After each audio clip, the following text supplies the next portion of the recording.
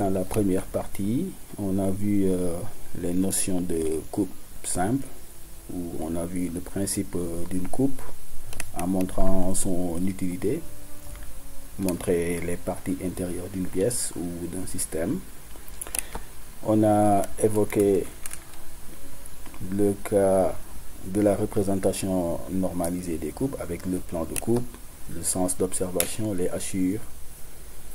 On a également parlé de certaines exceptions de pièces à ne pas couper, les nervures, les pièces cylindriques qui sont pleines suivant la longueur, on ne les coupe pas, etc. Les bras de poulie.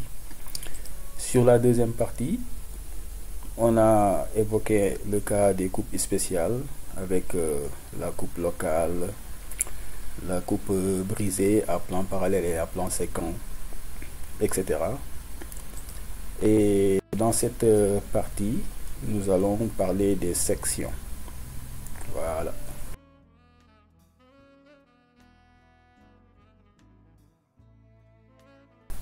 Allons-y. Principe des sections. Dans une coupe normale, toutes les parties visibles au-delà, en arrière donc du plan de coupe, sont dessinées. Alors que dans une section, seule la partie coupée est dessinée, là où la matière a été réellement coupée. Alors, cette première phrase nous indique que dans une coupe, c'est le cas ici, on représente et la partie coupée, donc la partie qui contient des hachures, mais également la partie qui est derrière le plan de coupe. C'est ce qu'on a ici. Résultat, pour une coupe, nous avons la partie hachurée ici et une autre partie. Donc, ce qu'on a à ce niveau, c'est l'arc de cercle qui est ici. Et ce qu'on a à ce niveau, ce trait, ça correspond à l'arc de cercle du petit trou. Voilà. Alors que pour une section, seule la partie coupée est dessinée, là où la matière est réellement coupée. Voici la section, juste la partie avec les hachures. Résultat, c'est ce qu'on a ici. Si on a une pièce comme ça, avec un plan de coupe, voilà le résultat s'il s'agit d'une coupe AA, et voilà le résultat s'il s'agit d'une section AA. C'est ça la différence entre coupe et section.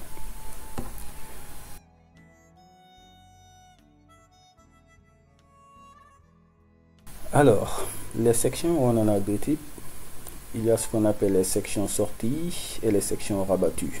Ici, on parle de section sortie.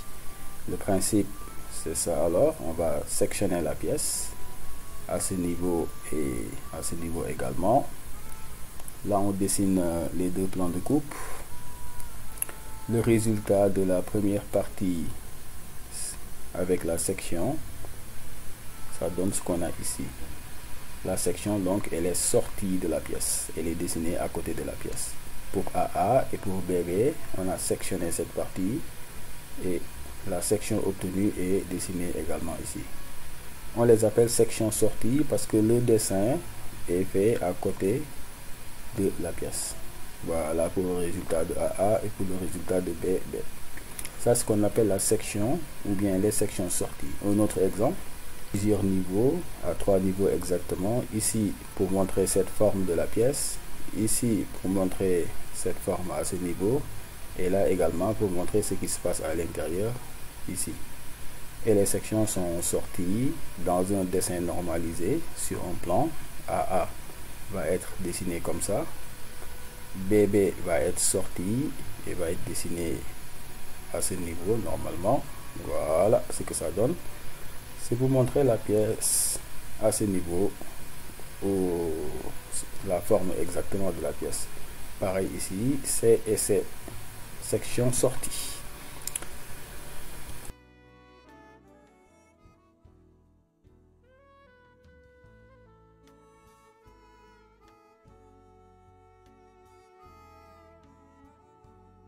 Le type de section, c'est ce qu'on appelle section rabattue. Voilà, même principe, on va couper la pièce ici à ce niveau et à un autre niveau. Sauf que maintenant, le résultat de la section va donner ceci. La section n'est pas dessinée hors de la pièce, mais dans la pièce elle-même en trait fin, en trait continu fin. C'est ça la différence. Alors que pour la section sortie, c'est un trait continu fort. Là aussi, trait continu fin dans la pièce elle-même. Et là, on remarque qu'il n'y a pas de plan de coupe.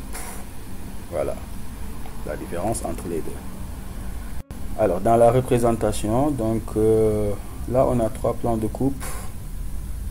Voilà, sur un arbre, ici. C'est ce que je viens d'expliquer tout à l'heure. Les sections sorties sont dessinées en traits continus forts.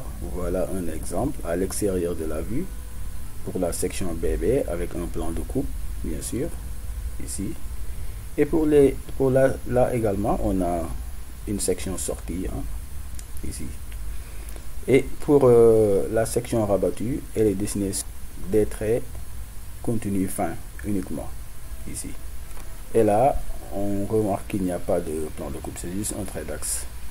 Voilà pour les sections. Voilà.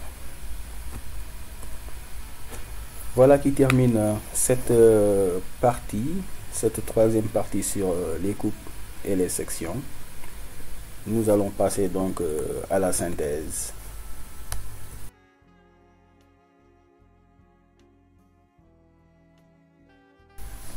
La première partie concernait les coupes simples, ensuite les coupes spéciales. On vient d'évoquer le cas des sections. Et maintenant, on va terminer avec une carte mentale pour synthétiser toute la leçon. Comme ça va faciliter l'apprentissage. On a évoqué le principe d'une coupe. On le voit ici en image. Seules les parties touchées par le plan de coupe sont assurées, ici. Et là, on a le plan de coupe. Ce qu'il faut éviter, c'est de couper une nervure suivant la longueur et de couper les axes des pièces. Ça aurait pu être une vis ou bien un rivet, etc. sur la longueur, suivant la longueur. Et même les billes, les formes sphériques aussi, on ne les coupe pas. Là également, il faut éviter de représenter des hachures ici sur le bras de poulie. Voilà. Les coupes spéciales concernent les débit-coupes, les coupes locales, les coupes brisées ici à plan parallèle et les coupes brisées à plan séquent ou oblique. Voilà pour cette partie. Et enfin, on vient d'évoquer le cas des sections où ici il faut faire la différence entre une coupe et une section. Une coupe, c'est une section plus la partie qui est derrière le plan de coupe. Et là, section sortie, section rabattue. Une section sortie se dessine à côté de la pièce avec le nom de la coupe, le plan de coupe et les contours en traits continus forts.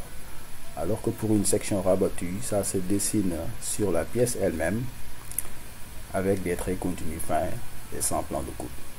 Voilà qui termine ce gros chapitre sur les coupes et les sections.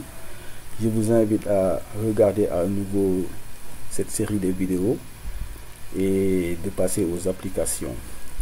Vous pouvez télécharger des exercices dans la description de cette vidéo pour vous entraîner. Voilà. Merci à vous. Merci d'avoir suivi et on se donne rendez-vous à la prochaine. Au revoir.